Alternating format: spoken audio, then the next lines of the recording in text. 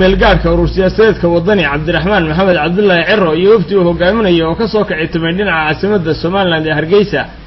una socda ka qaybgalka shirbeelaadka daalo maalmahanba uga socday mid ka mid ah beelaha ku dhaqan gobolka Sanaag ayaa iyagoo soo gaaray waxa si weyn loogu soo dhaweeyay magaalada madaxda gobolka Sanaag ee Ceerigaabo gudoomiye Ciro iyo wafdigiisa ayaa dadweyne iyo gaadiid tiro badan waxay kaga hortageen meel aad uga durugsan magaalada Ceerigaabo kana xigta jihada galbeedka halkaas oo gudoomiyaha iyo wafdigiisa loo soo horkacay dhinaca gudaha magaalada Ceerigaabo oo halkaana dadweyne aad u tiro badan oo wadooyinka waaweyn tobani sacab ku soo dhaweeyeen gudoomiyahan iyo wafdigiisa waxaana ugu dambeyntii gudoomiye Ciro isagoo gaaray guriga loo sii diyaariyay kadibna halka dadweynihii soo dhaweeyay uga mahad celiyay hadaladiisii waxa ka mid ahaa waxaan mahadnaqayaa dhammaan shacbiga gobolka Sanaag degmada Ceerigaabo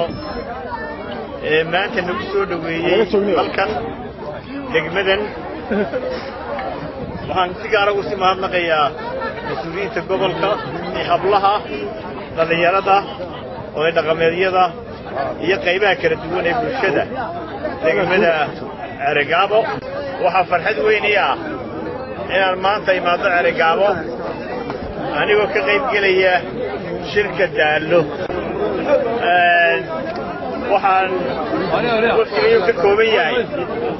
wafdi ballaaran oo ka badan 8 xubnood oo ku jira qaybaha kala duwan ee bulshada haday yihiin dhaqameedyada haday yihiin xildhibaanada haday yihiin dhalinyarada haday yihiin aqoon-yahanka iyo haday yihiin waxgaradka kale ee beelweyta habaryoonis waxaanu ka qayb gali doonaa shirkaas waxaan ku qayb gali doonaa waqtiga ballaaran waxaan jeclahay inaan ka jeediyo halkaas ra'yigayga iyo khudbad haddii Ilaahay ka dhigo waxaan u jeedinayaa shirkaan inuu noqdo mid magac weyn keena si kastaba ha ahaatee soo dhaweyntan maanta ayaa u muuqata mid aad u ballaaran oo la oran karo dadweynaha halka ku dhaqanina umay kala harin